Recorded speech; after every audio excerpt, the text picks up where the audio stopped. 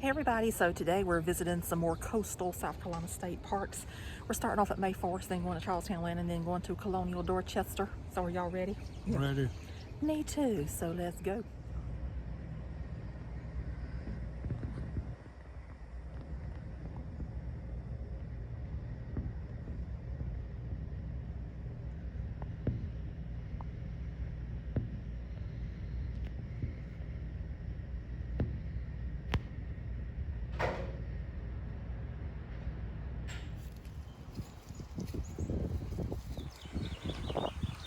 So this is May Forest again, but the azaleas are not in full bloom yet.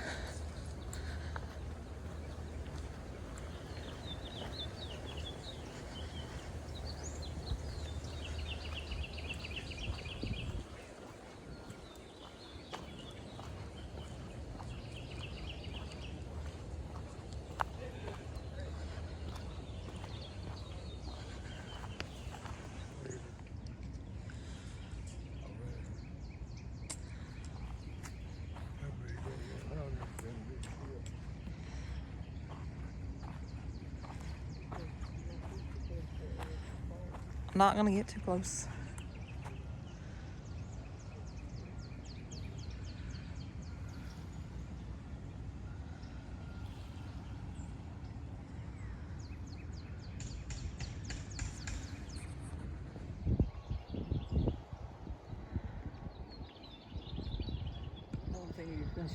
I know, it was looking good before I started filming.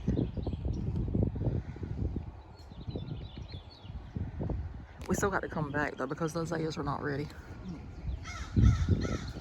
And I was hoping they'd be ready today, but they're not ready today. Okay. Just trying. Just trying.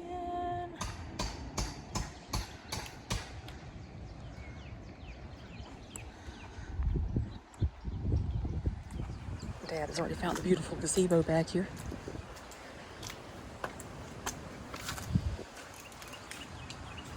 How you like this? I know, isn't it nice? I said, isn't it nice? Yeah. I could totally get down for having one of these at home.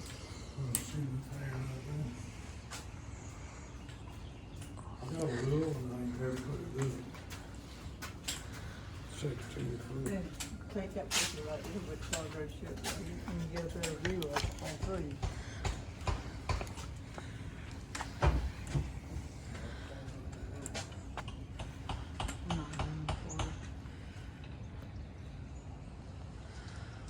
You can see that side every day. Mm-mm. Not three ships. Three ships on the boat.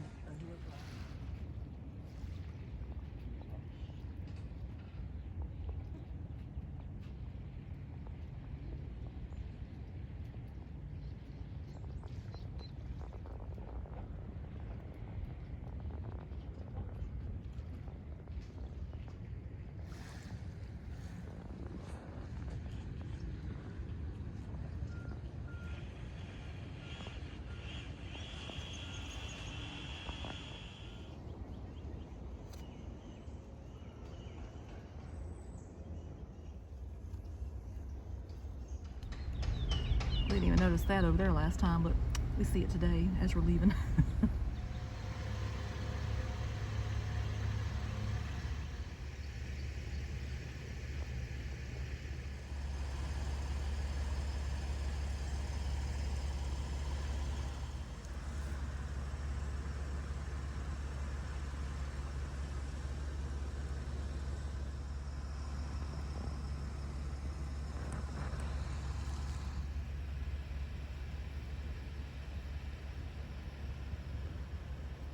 Of a mile. Take exit 1 onto SC 61 towards Somerville.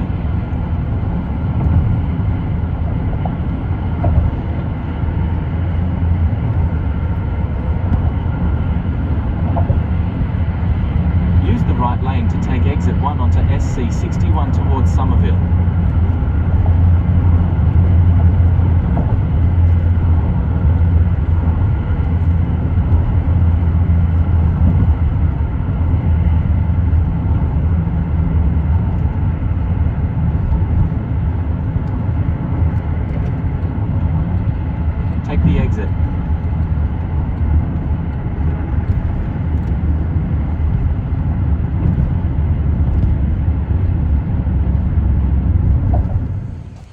Okay, now we're at Charles Towne Landing.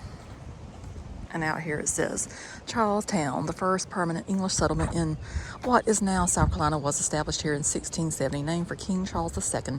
The town was built on Albemarle Point on the west bank of the Ashley River. It began in 1670 to 71 with a palisade fort and a few houses. As it grew, additional lots were laid out across the Ashley River on Oyster Point. In 1680, the proprietors of the colony moved the capital to that site in present-day downtown Charleston. This says Old Town Plantation. By 1700, this site was known as Old Town Plantation, and it was used for farming for almost 300 years. The last owners, Dr. and Ms. Joseph I. Waring, renovated the overseer's house as their home and created 80 acres of landscape gardens. In 1969, they sold more than 650 acres to the state of South Carolina, which developed a park here for the South Carolina Tricentennial of 1970. The site became a state park in 1971.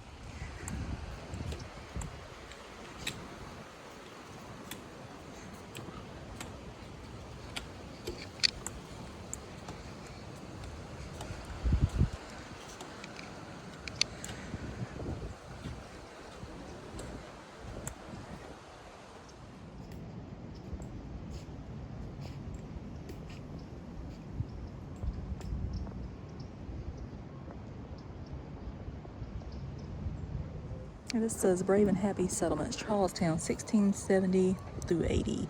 You're on the side of the settlement of Charlestown. In this place, Native Americans, English, Africans, and Barbadians came together to create the first successful English colony in Carolina, interacting with each other and the land. These groups each made important contributions and shaped the history of the region. As you walk through the park, see the places where the first settlers landed, lived, and worked for the first 10 years.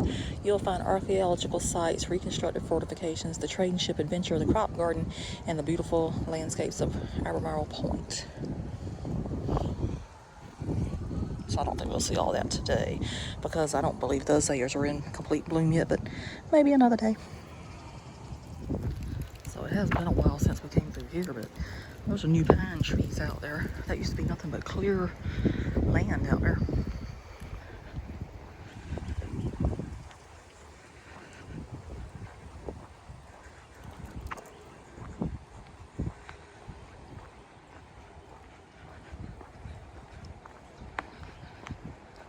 This sign talks about Jim Fowler. It says the biggest challenge is how to affect public attitudes and make people care. Jim Fowler, renowned naturalist and host of the famed television series Mutual of Omaha's Wild Kingdom, was instrumental in the design and creation of the animal forest at Charles Towne Landing in 1970. His design included spacious habitats, hidden fencing, and special walkways. The overall effect gave visitors the sense that they were viewing the animals in their natural setting, thus immersing them into the wild. Mr. Fowler later returned to Charles Towne Landing in 2017 for the grand reopening of the elk habitat, as well as the ribbon-cutting ceremony on the animal forest's very first bald eagle exhibit.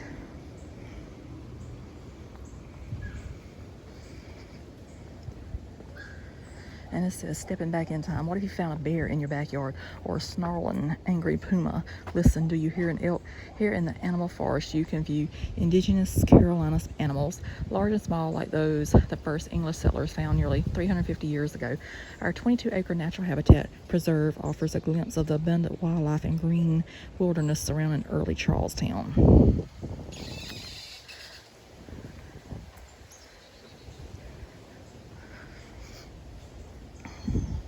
And it says land of plenty, land of loss. Between the 17th and early 20th centuries, the ecosystem of the Charleston area changed drastically, with declining animal species and decimated forests. But in the 1970s, conservative citizens and government leaders united to make a difference through the Federal Endangered Species Act of 1973.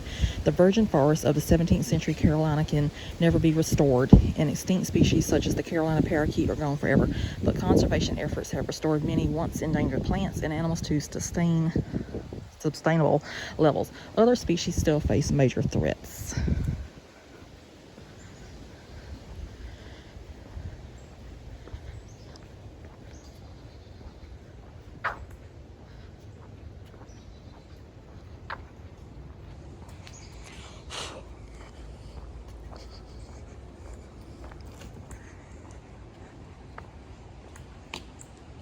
A adapt or die. As you walk through the animal forest, you will see familiar plants and animals, live oaks and palmetto trees, shorebirds and squirrels that still thrive in our marshes and backyards today. You will also see larger species that once were plentiful in the thick forests of 17th century Carolina. Mountain lions, pumas, and black bears, bison, and bobcats. The Charleston Landing settlers viewed land and natural resources very differently from the Kiowa and other Native Americans. They began reshaping the countryside to fit their lifestyles. Gradually, native Carolina plants and animals had to adapt, retreat to less crowded lines, or die. So over here is the red wolf exhibit. I see one back there.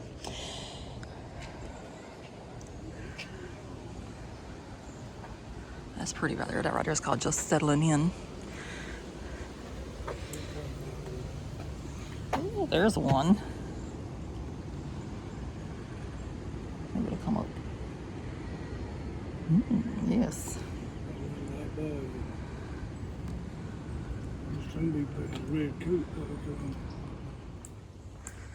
Over here we have the shorebirds.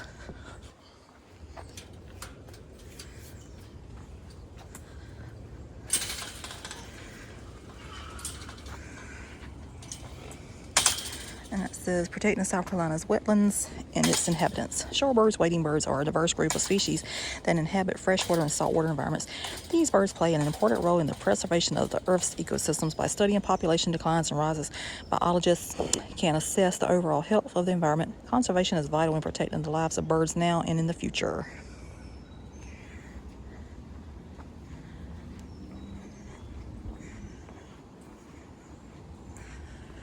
Look at them. Aren't they beautiful?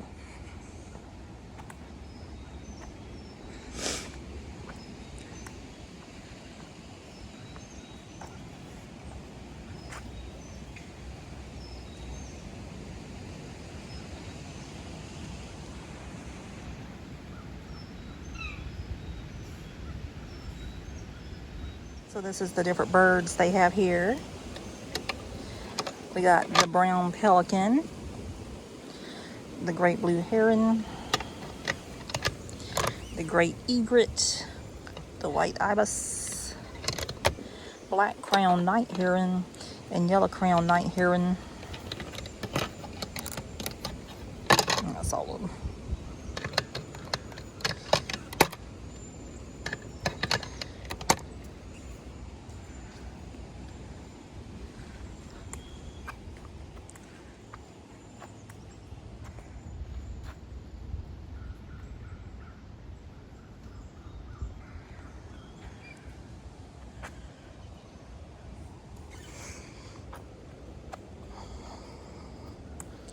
And they also have where you can buy pellets to throw to the turtles, but I don't even see any turtles right now. And that over there is my great blue heron. It's one of my favorite birds to photograph. So this is the otter exhibit. But they got the thing there for the butterflies.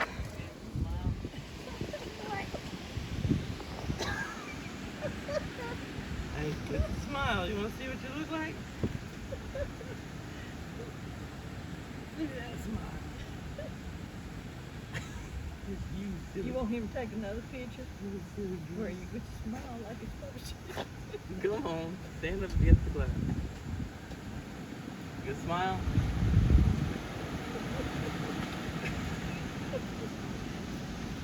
You smell like you smell something stinking. Is there a skunk? So it says these are North American river otters, and one of them just came out of water. And it's going down. So this is the striped skunk exhibit here.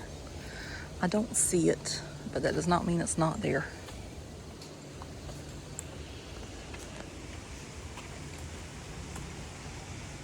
Oh, it says we are currently off exhibit due to cold temperatures. La Raphael and Leonardo. And they also have gopher tortoise. Oh well. It says, beware the beast, sharp teeth and claws, stealth and speed predators. Watch out for domestic animals and defenseless humans in early Charlestown. Danger often lurked alongside tasty nuts and berries in the tall grasses and tangled woods. Hungry predators, meat-eating birds, mammals, or reptiles were always on the lookout to snatch a fat piglet, a newborn calf, fresh eggs, or baby chicks. The English settlers feared wolves, pumas, bears, and other powerful New World beasts. The settlers killed them and destroyed their dens whenever they could.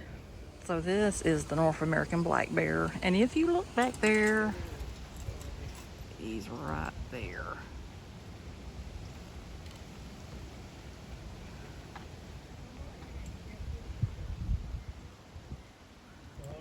Mom says I can come closer. And over here on this side we have a puma, and this one's always so hard to find. It could be in the tree looking at me right now.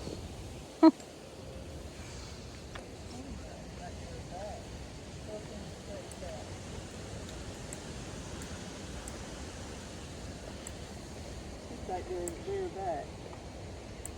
To the, you see that green cone? Oh yeah, I see it.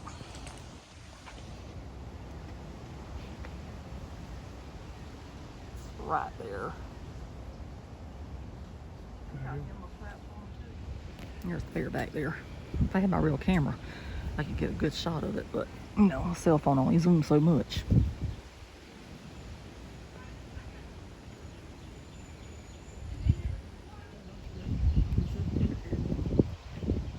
That place in Virginia?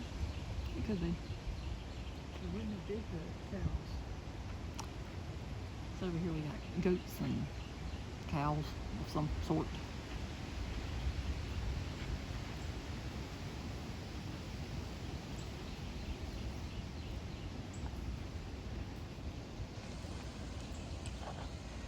This is supposed to be a North American raccoon in this exhibit. I don't see it.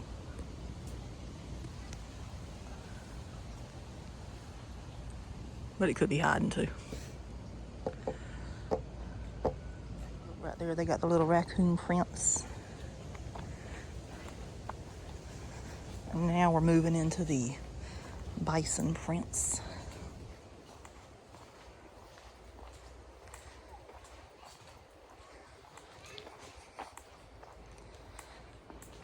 So this says taming the land. After the English arrived with their axes, plows, and guns, large grazing animals such as bison and elk gradually disappeared. The Charlestown settlers tried to recreate the old world communities with roads and villages, neatly plowed fields, and grand country estates. They chopped down giant trees to build sturdy year-round houses. They hacked out wagon trails. They drained marshes and cleared land to plant crops. And they brought countless new species, plants, animals, and microorganisms to a virgin land. For native species dependent on undisturbed grasslands and the cover of dense woods, these changes meant disaster.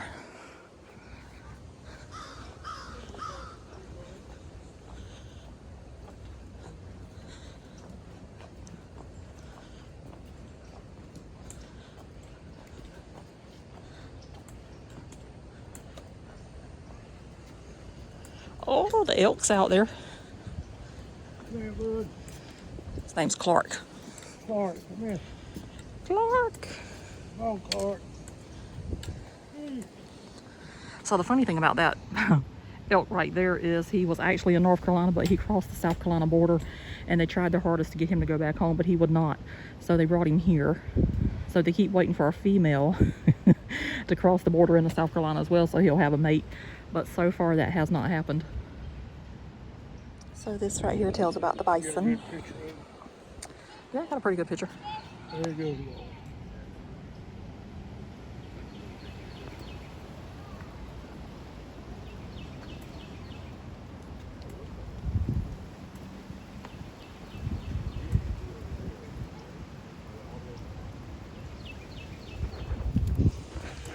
And that talks about the elk right there.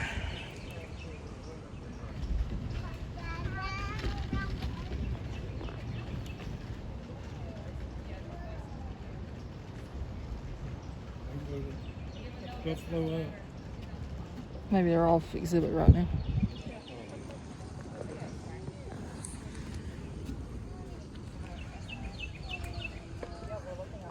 And usually have the white-tailed deer here, but I don't see them right now. bud. So the bison are over here today.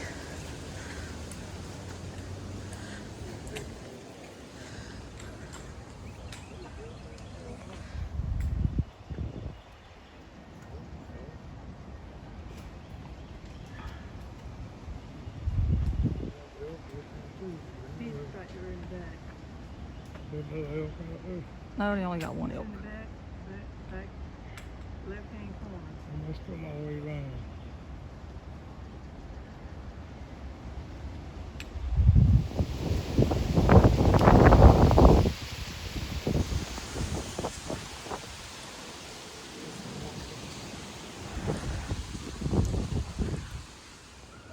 So over here we have the eastern turkey,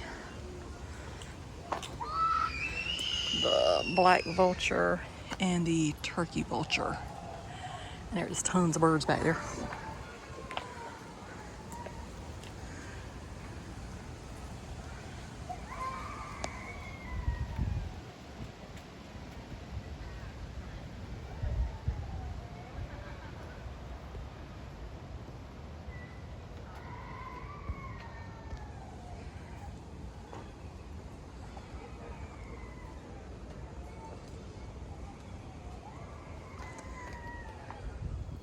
Bunch of the yellow chestnut there.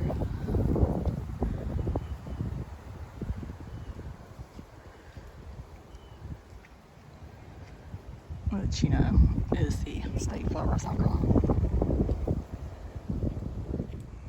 And now we're at Colonial Dorchester State Historic Site. And this said, constructed for commerce. At a boatyard along the river in this corner of town, shipwrights worked at their trade. Local men such as John Chamberlain built and repaired various vessels that carried goods to and from Dorchester. Large ships could navigate the Ashley as far as Dorchester, making the town a prime location for shipbuilding as well as trade.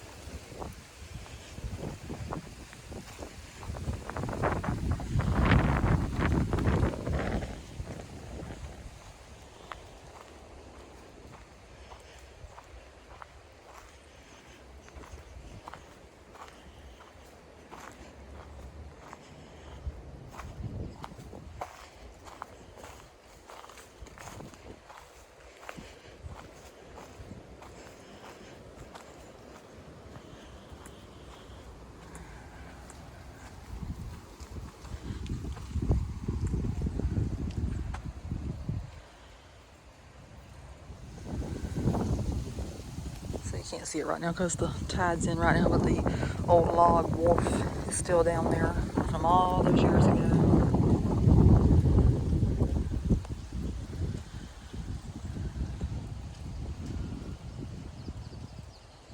And one of the cool things about this park, you can still see the remnants of the former town that was here. So that says Fort Dorchester, brick powder magazine enclosed by a tabby wall 8 feet high. Was built here in 1757. During the Revolution, Dorchester was a strategic point. In 1775, the magazine was fortified and the garrison demanded by Captain Francis Marion. British troops occupied the town in April of 1780. They were driven out by cavalry and infantry under Colonel Wade Hampton and General Nathaniel Greene on December 1st, 1781.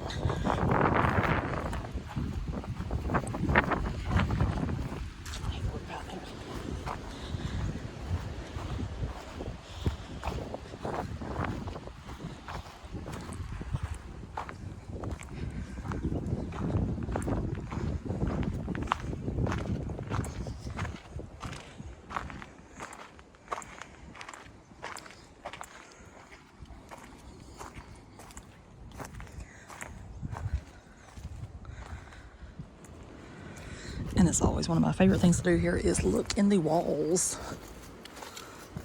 See what's there.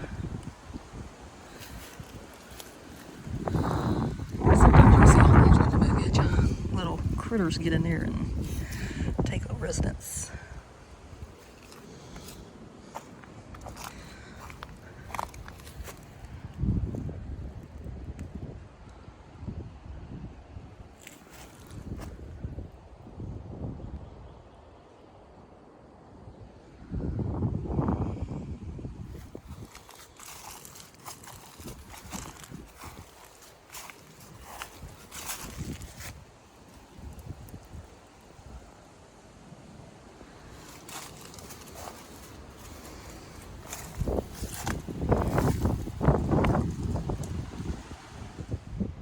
There's a lot of moss in it this time.